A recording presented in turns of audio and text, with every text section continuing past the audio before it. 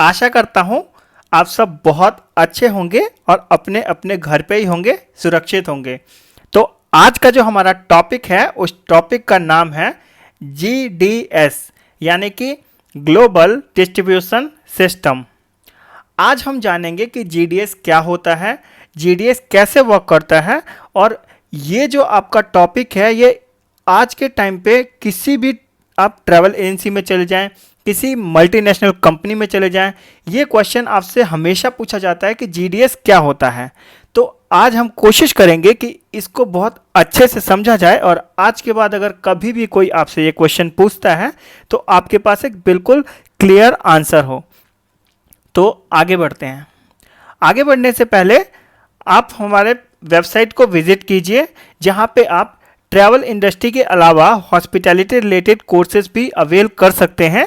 इसके अलावा आप हमारा फेसबुक पेज फॉलो कीजिए, लाइक कीजिए और ट्रैवल के नए नए अपडेट्स जितने भी आते हैं उन सबको यहाँ से आप देख सकते हैं। इसके अलावा हमारा इंस्टाग्राम का पेज है उसको लाइक कीजिए, वहाँ पे भी आपको सारी अपडेट्स मिल जाएंगी।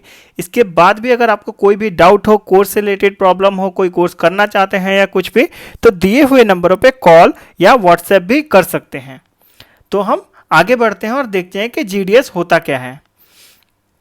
GDS का मतलब होता है ग्लोबल डिस्ट्रीब्यूशन सिस्टम। तो ग्लोबल से ही जहाँ पे आपको आइडिया लग गया होगा कि ग्लोबल का मतलब हुआ world wide, around the world, यानी कि कोई ऐसी चीज़ जो दुनिया में एक्सेप्टेड है, जो दुनिया में चलती है। अभी क्या है, कैसे है, उस चीज़ को हम आगे समझेंगे, लेकिन अभी आप बस इतना जान लीजिए कि GDS का मतलब होता है ग्लोबल डिस्ट्रीब्यूशन सिस्टम। आगे देखते हैं इसी चीज़ को। जो GDS है ये एक CRS का अपग्रेडेड वर्जन है। CRS होता है आपका कंप्यूटर रिजर्वेशन सिस्टम, या आप इसको बोल सकते हैं सेंट्रलाइज रिजर्वेशन सिस्टम। GDS जो होता है वो होता है आपका ग्लोबल डिस्ट्रीब्यूशन सिस्टम। CRS का अपडेटेड वर्जन ही आप कह सकते हैं कि GDS है। कुछ लोग GDS और CRS को एक ही बोलते हैं, जो कि कुछ हद तक सही है क्योंकि CRS का ही अपडेटेड वर्जन GDS है। ठीक है, और इसके बारे में हम आगे देखते हैं तब पता चलेगा। अब मैं आपको एग्जांपल देता हूं तो शायद आप अच्छे से समझ पाएंगे। किसी का एक ऑफिस है, समझ लीजिए एक ट्रैवल एजेंसी है ये बहुत बड़ी, ठीक है।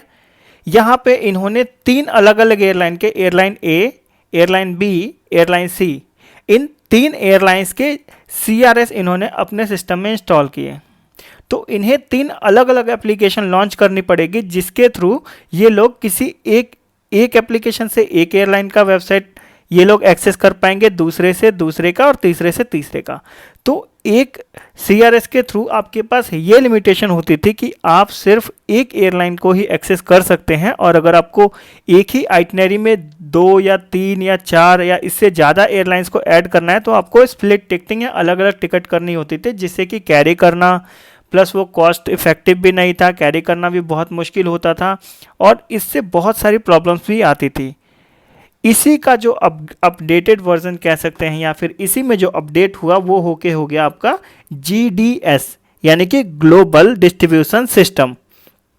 GDS में क्या हुआ कि आपने कोई GDS इंस्टॉल कर लिया। मान लेते हैं, हाइपोथेटिकल एग्जांपल लेते हैं, आपने Amadeus को इंस्टॉल कर लिया। अब आप अपने एक GDS के थ्रू ना कि आप 10 तरह की 20-50 जितनी भी एयरलाइंस हैं वो सारी एयरलाइंस एक्सेस करके एक ही टिकट में सारी बुक कर सकते हैं, बल्कि आप चाहें तो होटल और कार भी बुक कर सकते हैं अपनी उसी आइटनरी में या एक ही PNR के अंदर। तो इससे आपको बहुत ज़्यादा फ़ायदा होता है। आप देख सकते हैं जब आप CRS यूज़ कर रहे थे तो आपको एक सिस्टम में या एक वेबसाइट पे एक ही एयरलाइन का एक्सेस था। यहाँ पे आपको multiple airline plus multiple hotel, car और आपको फ्लाइट्स कुछ भी एक्सेस करने का मौका मिलता है यहाँ पे। तो अगर देखा जाए तो GDS के आने के बाद पूरी ट्रैवल इंडस्ट्री का जो व्यू है या लेआउट है वही बदल गया, क्योंकि ये एक ह्यूज ट्रांसफॉर्मेशन था ट्रैवल इंडस्ट्री के अंदर, क्योंकि GDS के थ्रू आप कुछ भी और कहीं से भी बुक कर सकते हैं। फॉर एग्जांपल आपको कोई भी फ्लाइट, कोई भी होटल, कोई भी कार बुक करनी है तो आप उसको बुक कर सकते हैं। और बिना वहाँ पे गए हुए। ठीक है, चलिए अब इसी को हम थोड़ा सा और डीप में जानने की कोशिश करते हैं। अब हम देखते हैं कि जो GDS है और CRS है, इन दोनों के बीच में फ़र्क क्या है।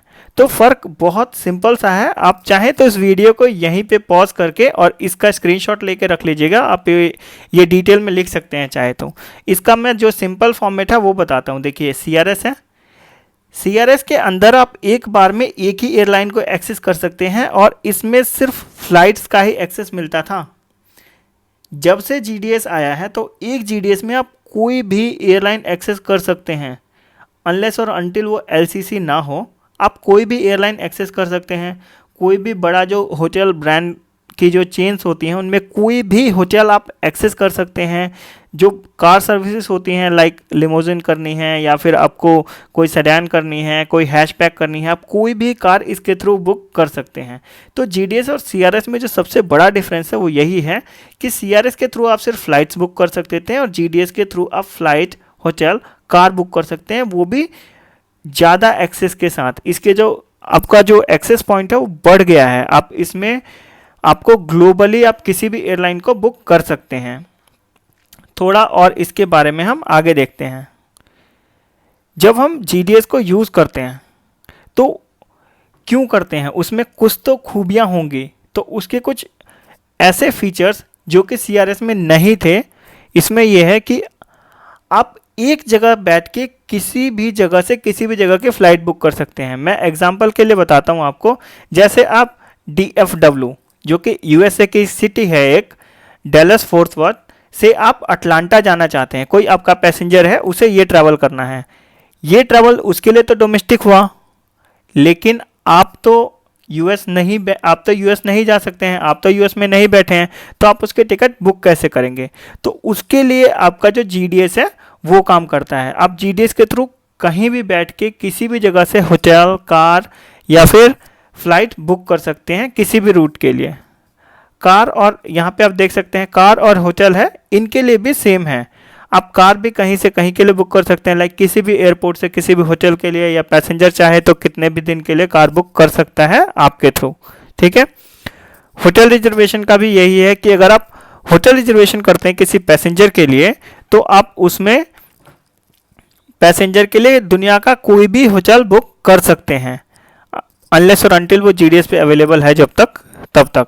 ठीक है, और इसके अलावा GDS का सबसे बड़ा जो फ़ायदा है वो यही है कि दुनिया के जितनी भी आप जो ट्रैवल वेबसाइट्स देखते हैं, फॉर एग्जांपल आप देखते हैं यात्रा.com, गोआईबिबो, एक्सपीडिया, जितनी भी ट्रैवल की वेबसाइट है उन सब के पीछे भी ये GDS ही काम करता है। इसी की कमांड्स है वो लगी हुई हैं और इसी की कमांड्स वहाँ पे परफॉर्म होती हैं और तभी वो काम करके आप जो है उस टाइम में उसको फ्लाइट्स को बुक कर लेते हैं, होटल बुक कर लेते हैं, कार बुक कर लेते हैं। क्योंकि जो GDS है ये रियल टाइम बेसिस पे डेटा प्रोवाइड कराता है कि एयरलाइन की जो इन्वेंट्री होगी या एयरलाइन में जितनी भी फ्लाइट्स अभी अवेलेबल है वो लाइव डेटा शो करता है जो GDS है आपका वो। ठीक है, कुछ इंपॉर्टेंट GDS के नाम है यहाँ पे जिनको आपको याद रखना बहुत ज़रूरी है, क्योंकि बहुत सारे इंटरव्यूज़ में या तो आपसे पूरा GDS का नाम पूछ लेते हैं या तो उसके कोड पूछ लेते हैं। तो आपको दोनों ही चीज़ें याद करना बहुत ज़रूरी है।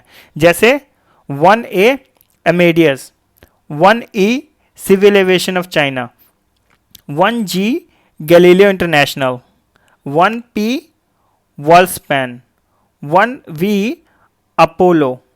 तो जैसे ये सारे आपके जितने भी GDS हैं इन सब का नाम और कोड आपको याद रखना पड़ेगा, क्योंकि जो हम इससे आगे की वीडियोस लाने वाले हैं उसमें हम लाएंगे आपका कोई भी एक रैंडम GDS उठा लेंगे। फॉर एग्जांपल हम अमेडियस लेते हैं तो इसमें हम आपको सिखाएंगे कि बुकिंग कैसे बनती है, एक PNR कैसे बनता है, उसमें आप अवेलेबिलिटी कैसे उठाते हैं, आप उसमें फ़्लाइट्स कैसे उठाते हैं, नाम कैसे डालते हैं, फ़्लाइट सर्च कैसे करते हैं, ये सारी चीज़ें सिखाई जाएंगी। तो इसलिए ये आपका जो था GDS का बेसिक था कि GDS एक्चुअली में होता क्या है। तो आशा करता हूँ आप सबको मेरा वीडियो पसंद आया होगा। तो प्लीज़ इसको लाइक कीजिए, पेज को सब्सक्राइब कीजिए और बेल आइकन पे प्रेस कीजिए। Thank you so much for watching and have a good day.